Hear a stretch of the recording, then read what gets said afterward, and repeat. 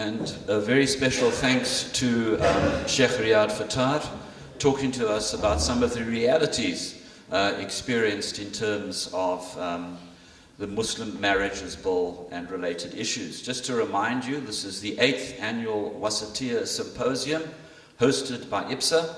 We are talking about the application of Islamic law in the South African context, Muslim Marriages Bill as a case study. And this session has been looking at the need for legislating Islamic marriages and divorce laws in South Africa from the experiences of the Cape Town-based Muslim Judicial Council.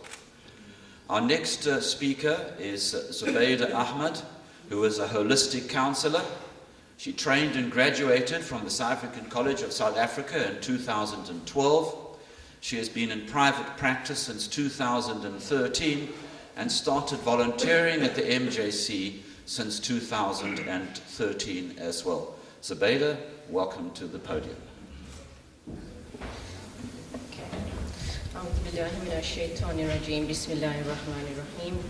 Assalamu alaikum, brothers and sisters in Islam. This morning, you need me to be more centered, okay? That works for you? Yeah. Okay, so this morning I'm going to just expand a little bit on some of the work that I do at the MJC, specifically related to injustices experienced by both men and women as they enter into the social development department. So, having worked in the social development department at the Muslim Judicial Council for the last 5 years, I have experienced of being informed of many marital injustices perpetuated and experienced by both men and women. And these are not necessarily only as a result of a lack of knowledge of Muslim rights or Muslim marital rights, but primarily from what we've seen is a sense of entitlement, low self-worth, disempowerment, and a desire to maintain the family unit, some of which I will expand on shortly. Many of these injustices are addressed when the MJC Social Development Department is approached by a client for an intervention with an offending individual, either with the intention of reconciliation or the termination of the said client's marriage. Many clients who have experienced victimization are referred onto the South African justice system. As you've heard from what Sheikh Riyad Fattar has said, is that the MJC has limited authority to enforce the Sharia law on offenders against Islamic Muslim rights, particularly outside the realm of the Islamic courts. This occurs specifically in cases where offenders have avoided participating in the intervention process that we invite them to, or they're not necessarily practicing Islam, or they have a skewed interpretation of the a skewed interpretation of what true Islamic marital rights are. Although we do, when they are available to participate, we spend a lot of time and effort to spiritually or psychosocially educate them around Muslim rights or marital harmony. So the referral, although necessary, often results in further traumatization of victims of injustice, as they now have to go and recount their experiences in the South African courts. Is that the third slide? So, effectively, the Muslim Judicial Social Development Department, where I'm based, is primarily responsible for marital counseling around disputes, talaq, fasakh applications, family counseling, rape counseling, grief counseling, substance abuse counseling, gambling counseling, pornography addiction counseling, referrals to relevant stakeholders like the South African Police, rehabilitation facilities, shelters, legal NGOs, something like the Parent Center, rape crisis, psychologists, doctors, and psychiatrists where necessary.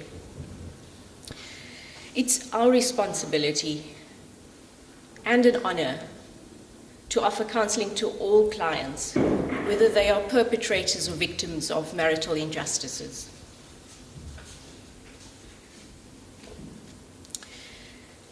And so we try and help them to bring their focus on harmonizing their marriages.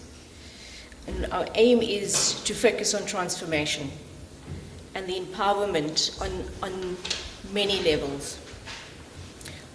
Whilst at the same time, we do hold them account for the injustices that has been perpetrated. So there are many reported cases where both men and women have applied for a divorce, citing either physical, psychological, emotional abuse, substance abuse, adultery. Or in the case of men, where women have broken their contract by withholding sexual intimacy as their claim for divorce. Most of the cases that come to the MJC are, however, as a result of no or inadequate nafaka. Of course, experienced exclusively by women, either before or after divorce.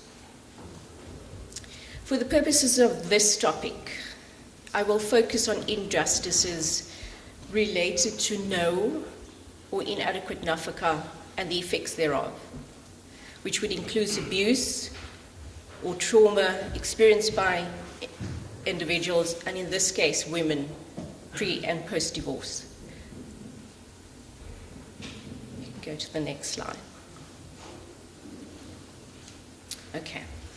Often the applications is made after years of repeated roller coaster rides of hope and disappointment in expectation that the husband will change his behavior independently. But ultimately, women reach out to the MJC as an external intervention to bring about the hopeful transformation before a final decision is made for termination. Sometimes change occurs with some intervention, but it seems to be primarily motivated by the husband's realization that his wife now has reached threshold. In other instances, no measure of brief counseling intervention is adequately successful. The level of self-worth in some men is unfortunately so diminished that they are not able to recover well enough in time for their wives to be adequately convinced that real transformation is possible. This only as a result of years of exhausted patience, repeated disappointment, and betrayal of trust. Other men are unconsciously disconnected from themselves, but are wholly invested in an inflated sense of self-concept, which provides them with psychological protective armor, sometimes, most of the time, impenetrable to self-reflection, which is needed for self-transformation and self-regulation. Some of these men, unfortunately, consider themselves men of faith, but the inappropriate manner in which they've treated their spouses seems to bear no indication of spiritual influence. So, inadequate nafaka or no payment thereof, and abusive injustices experienced by Muslim women are by no means a purely Muslim phenomenon, as I'm sure we all know. But what differentiates our marriages, of course, from others is that nafaka forms a fundamental part of the marital contract, ordered by the Almighty, although subhanahu wa ta'ala. This effectively means that ideally it should shape the way in which we live our lives and practice our religion. In practice, when this right of a wife over her husband is not honored, it starts to fundamentally break down the marriage. In an area that challenges and breaks the law within the marital contract at its core. Consequently, many women in this situation withdraw from sexual intimacy, either emotionally or physically, further weakening the marriage, and then perpetuating a cycle of withholding from both spouses, destroying the trust that once was the basis of the union. And for us, as counselors, therapists, and ulama, to try and repair the breakdown or the betrayal of the trust is our biggest challenge. Particularly when one party has already disinvested emotionally because of the hurt and the pain and the disempowerment experienced during the marriage. So let's look at some of the case studies that has crossed my desk.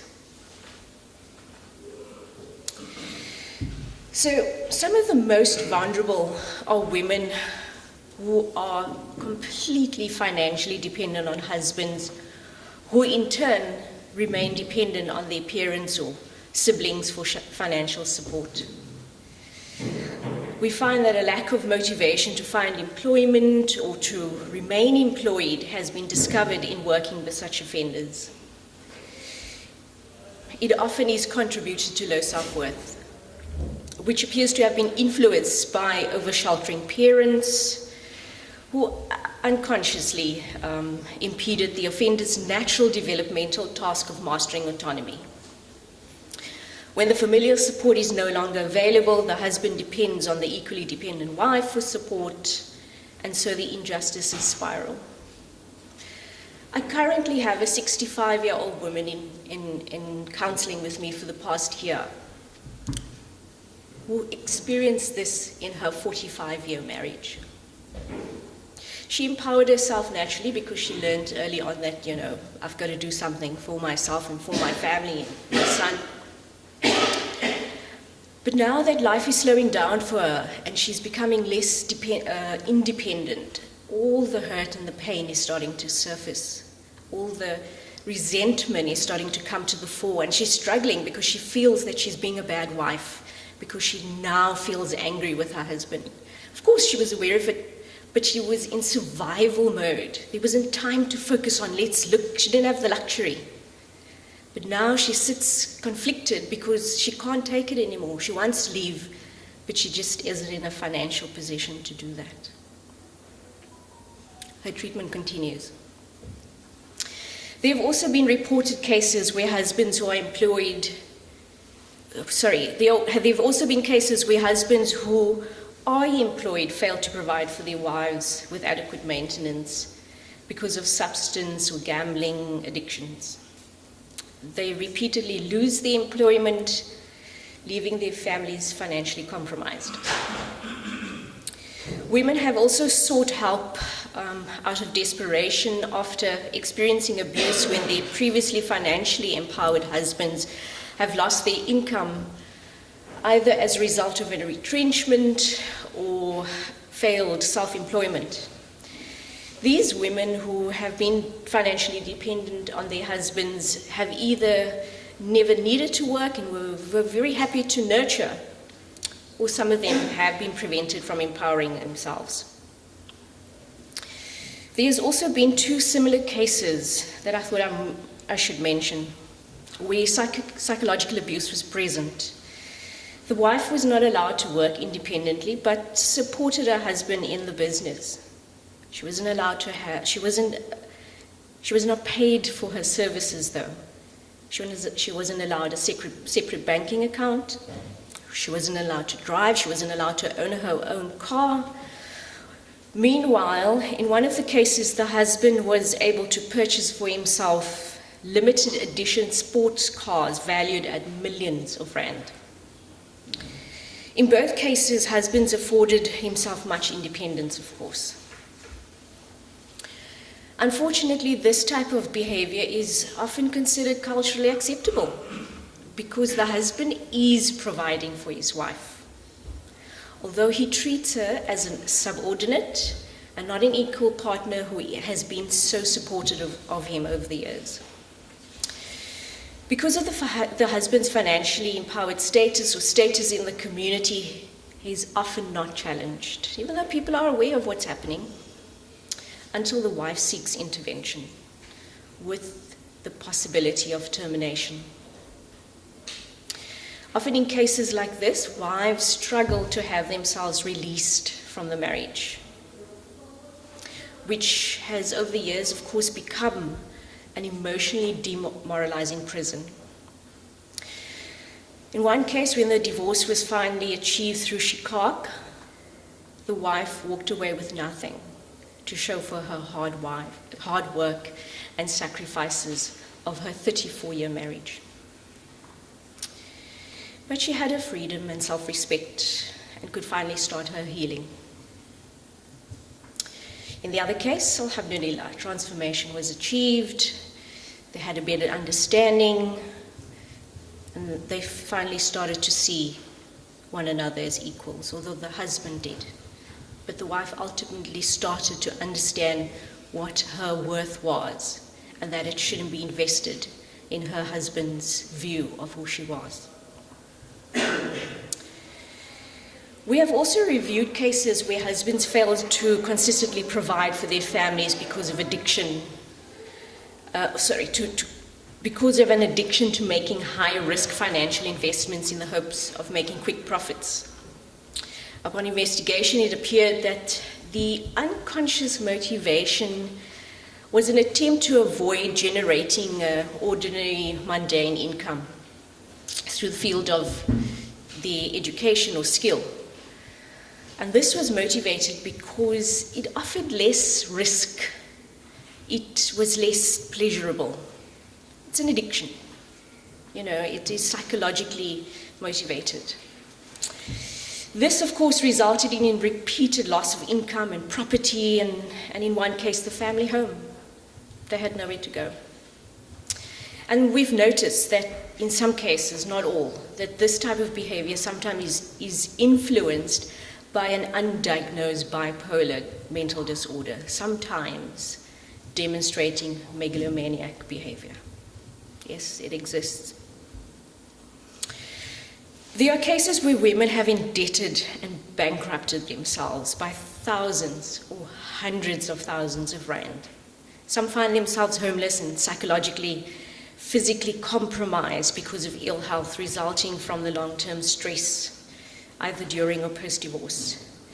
This was usually the results of wives taking bank loans to fund their husbands' businesses, or wives lending money to their husbands' family members, which husbands are not accountable. They're not held accountable. Their name is not on the bank loan. Wednesday, I sat with a couple, new marriage, 2 years. Husband's 46, wife is 61. He persuaded her to give him 500,000 rand of her inheritance from her previous marriage, which happened to be a very good marriage.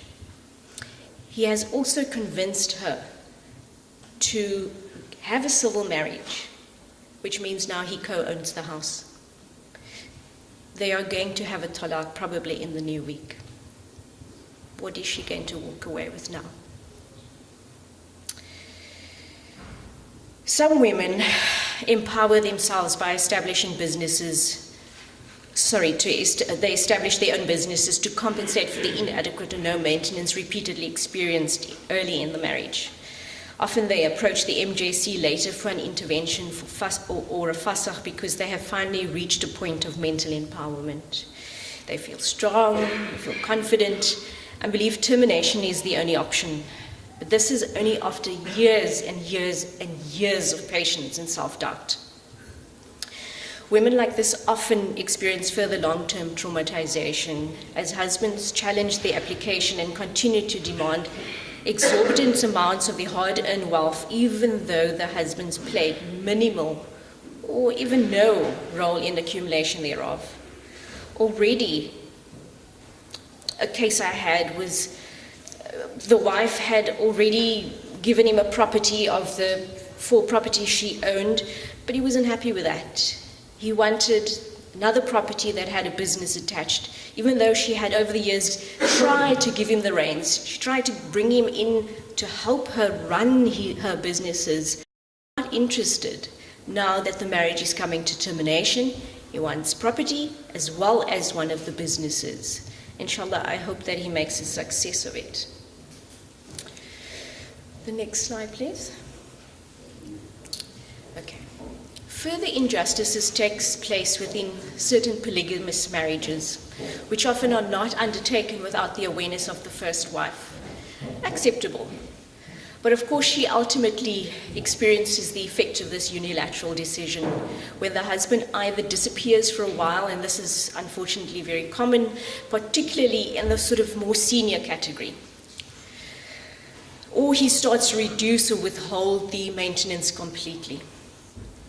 There are also cases where wives are not treated with equal regard, are not provided for, are often left to live as backyard dwellers or in wooden bungalows or someone's derelict garage. They live out of black bags, while first wives are taken on trips for Umrah or exotic holidays. Now, of course, this is not the general thing, but what we get are the ones in the bad polygamous marriages. Some of these second marriages are often marriages of convenience and used as an escape. The second wife is only visited for sexual desire or sexual release when the first marriage experiences tension, but she receives no form or provision of nafaqah.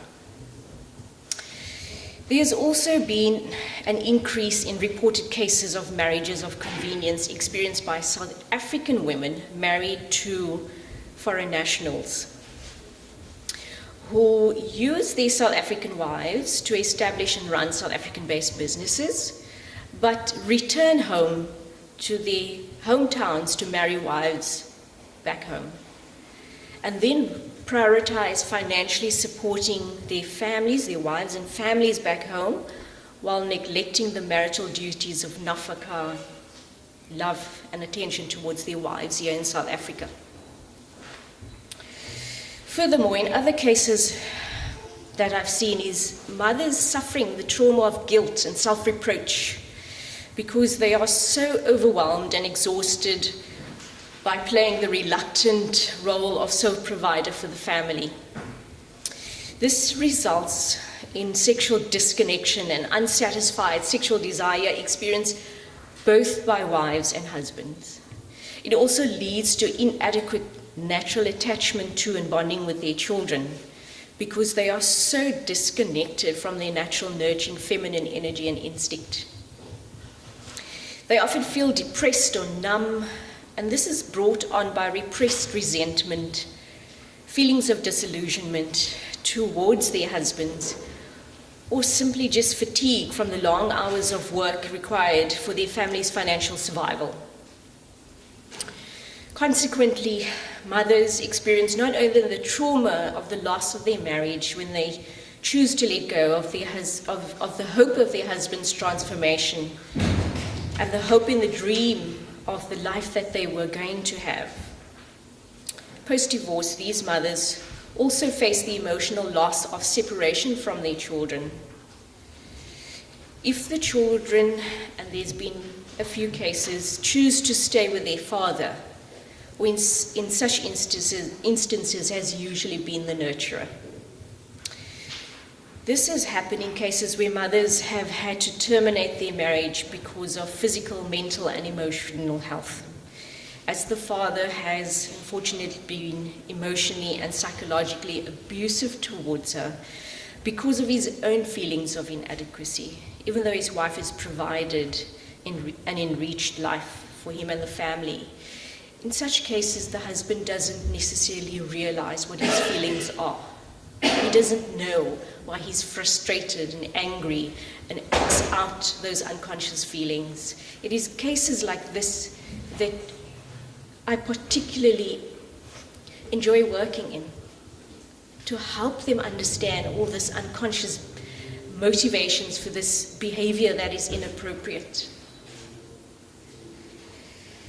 In cases where the mother has been financially dependent but has had to leave the marriage because of physical, emotional, and psychological abuse, mothers have experienced extended trauma as a result of separation from children after the children chooses to live with the father. In cases like this, I found that he generally has a passive parenting style with less boundaries than the mother has, and of course offers a more financially secure existence, one which can satisfy the children's materialistic needs. I've generally found this sort of phenomenon mainly with teenagers. Post-divorce, an unprotected, financially dependent Muslim wife is vulnerable and is at risk of many losses, including the potential loss of custody of her children, loss of financial support, and loss of shelter. Having been, in some cases, completely dependent on her husband, the wife often ends up destitute or in a shelter or dependent on family until she is able to empower herself, if she is able to empower herself. Those who choose to try and bring about transformation within themselves often require long-term intervention, and as women in these circumstances often experience low self-esteem and is still grieving the multiple losses that she's experienced. The last slide. So, as is evident from the aforementioned cases, there is still so much that needs to be done to promote effective transformation or prevention of marital injustices. But I believe that this presentation definitely argues for the necessity of the urgent recognition of Muslim marriages, the legitimization of the application of Sharia law in cases where marital contracts are not upheld in Muslim marriages, but most importantly, highlights the need for objective Sharia South African law premarital education, which of course will allow for the protection of all parties concerned, men, women, and their children. I look forward to engaging with you further on this, on advancing this important legislative change, one which will further cement South Africa's reputation as one of the most progressive countries in the world. A reputation long enhancing our country's history of honoring its Muslim population. But they can go one step further by acknowledging and implementing the Muslim Marriages Bill. Thank you very much.